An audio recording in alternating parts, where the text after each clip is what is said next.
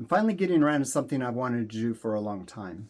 I have this old HP Chromebook 14 that's been end of life for like 8 years. Its last update was to Chrome 77 in 2019. Let's see if I can do something more modern with it, like some Linux distro, or dare I try Windows?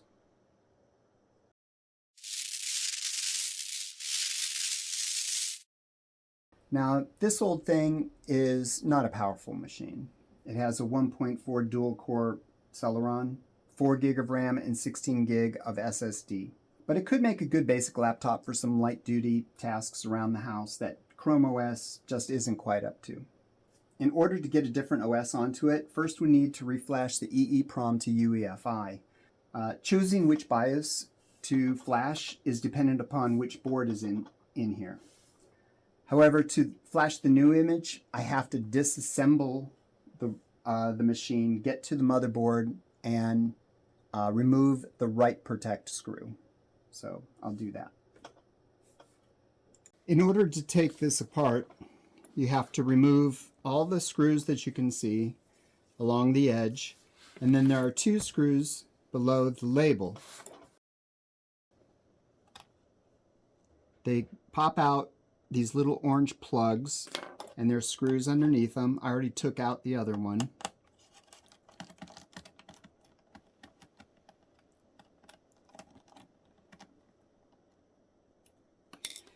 And there are 2 plugs up here that hold down the top part. Woo!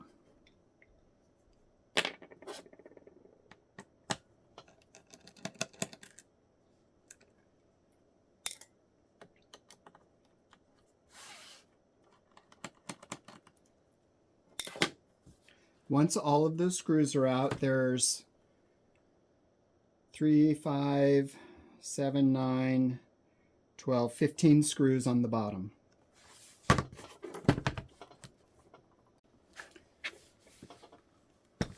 And now that the screws are all out, I should be able to try to pry up this bezel, the keyboard bezel. It lifts up without breaking the thing, and see how successful I'll be at doing that.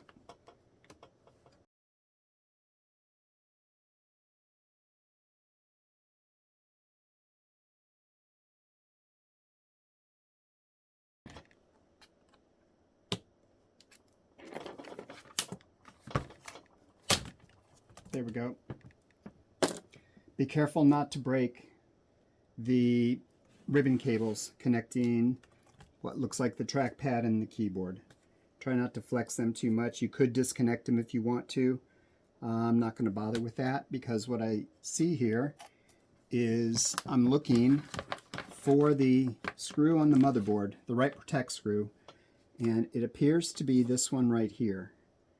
And the copper traces surrounding the screw are split, so there's a gap in between the 2 sides of these semicircles, or circle, and the screw is making the connection.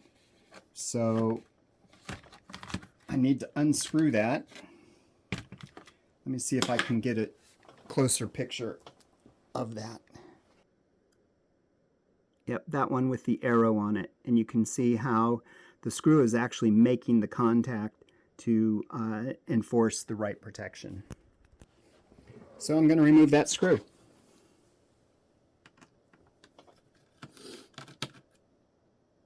Yeah. This is a shorter screw than the rest of them. All the other screws are the same. That's a short one. So remember that when I put that back in, or I'll have to remember. Then I'm just going to lie this here. I'm not going to recollapse it, but I want to make sure it still turns on. So let's power it up. Make sure we get a screen.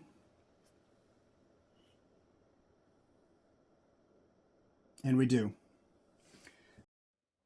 In order to get the new UEFI flashed into the device, I'm going to put it into recovery mode. And we do this We do this by hitting escape, refresh, power on. And it should now go into this recovery mode that wants you to put a USB stick in to reload an image. Control D.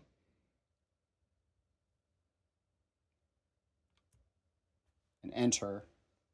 And that turns off OS verification.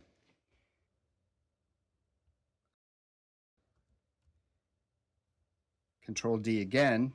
Let's see what that does.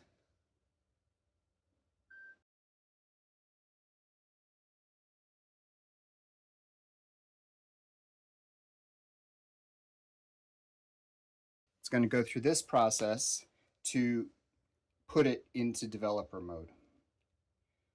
And this takes a few minutes, so we have to wait, but I will fast forward the video.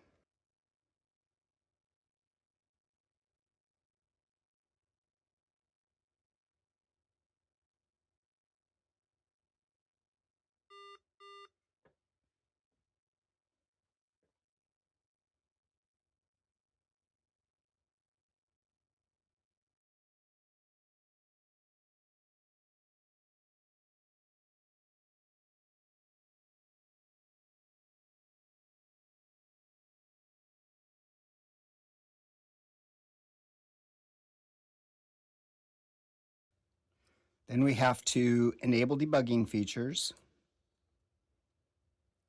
Proceed.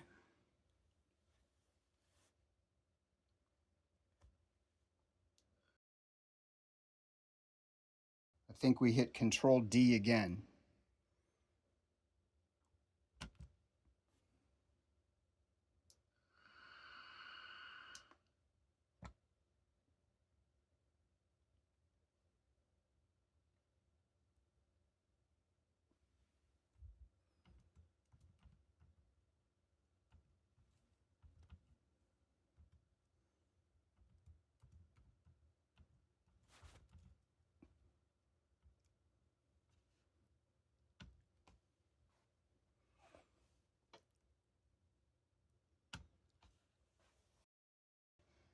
Once this has been done, we press Control Alt F2,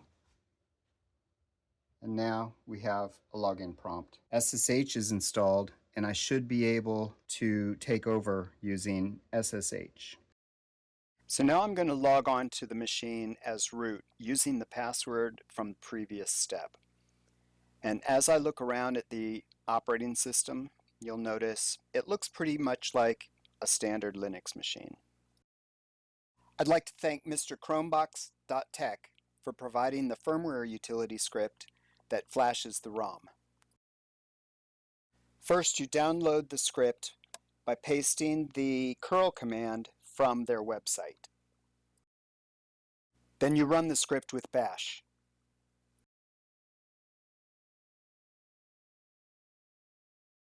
There's a description of the device you're trying to flash at the top, but first I'm going to back up the current firmware to an external USB disk.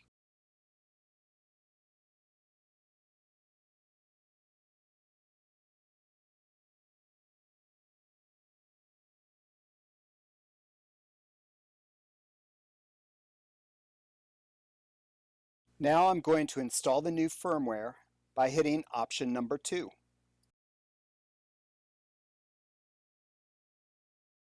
After a couple of confirmations, you have the opportunity to back up the firmware again, but since I've done this already, I'm not going to do it now.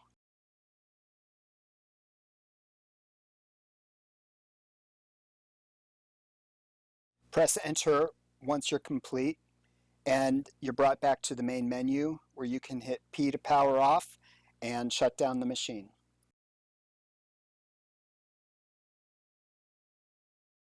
Once you reboot, hit escape at the new splash screen, and we're greeted by a pretty simplistic UEFI BIOS. Let's take a moment and look through different options that we have here. Looks pretty simple, straightforward. Nothing really special here. Let's take a look at Secure Boot. Let's enable Secure Boot for the future. Save that up. Go down to TPM. Let's enable TPM, even though it's only version 1.2, and see if it'll do anything for us. Look around a little bit more. Yeah, it's pretty straightforward. Nothing special. So let's reboot, and now it's time to load an operating system. As it reboots, I hit the escape key and get to this menu. I'm going to go down to the boot menu and select the USB stick that has the image of Linux Mint XFCE. I chose Linux Mint XFCE version because it's apparently slightly lighter weight than the Cinnamon version. I'll fast forward the install process and see you back when the desktop comes up.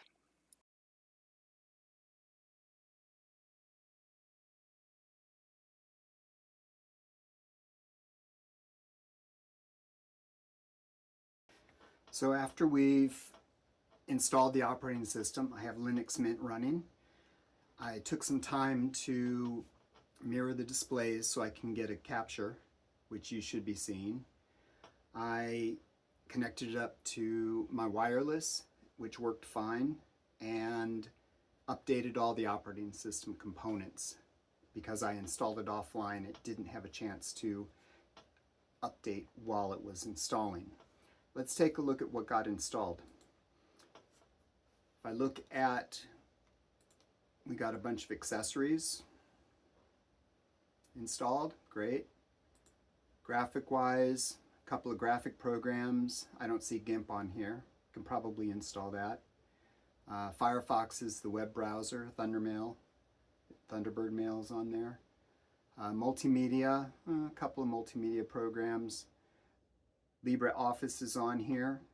A whole variety of settings and a whole variety of system tools.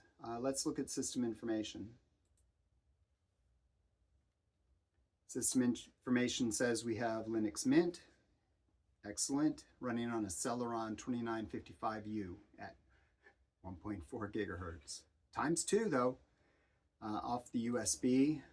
It says I have a webcam, but I was unable to get that working with any software, so I'm not even going to bother. It's really not that important to me. Some Bluetooth.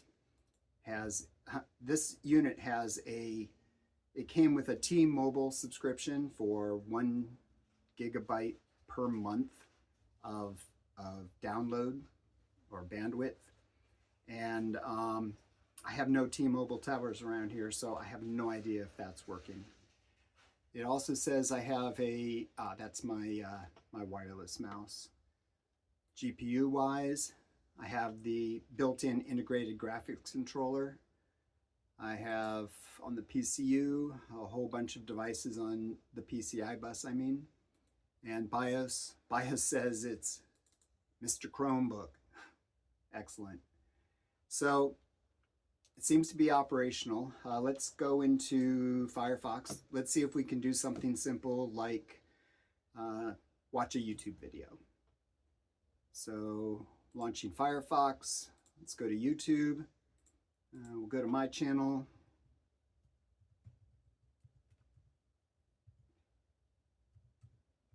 And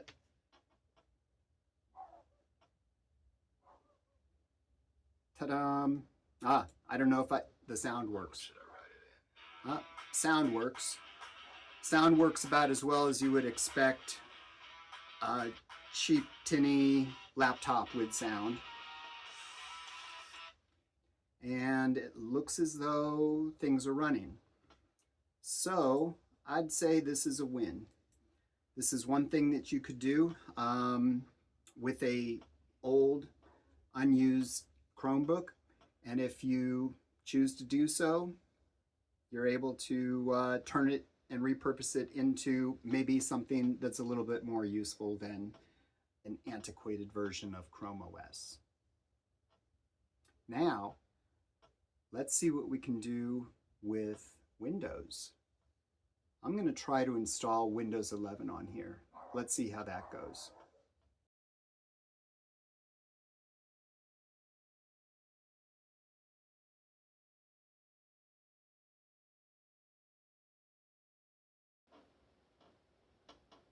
Windows 11 on this machine, technically it runs, but just don't.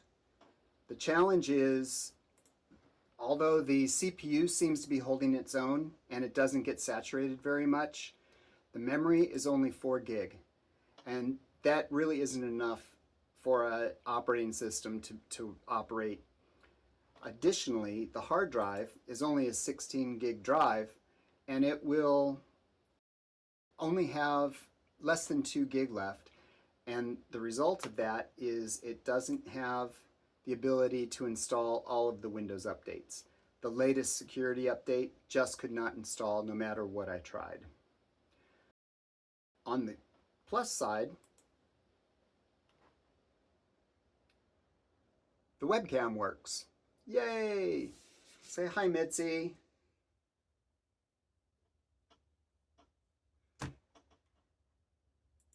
Let's see if I can get a YouTube video to play. The sound is working. What language should I write it in? So that's working, even though the speakers are pretty bad.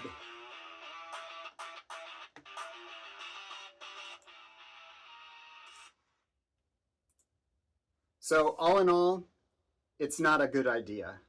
Don't run Windows 11 on a converted HP Chromebook 14. So I hope you liked this video, and see you soon in my next one.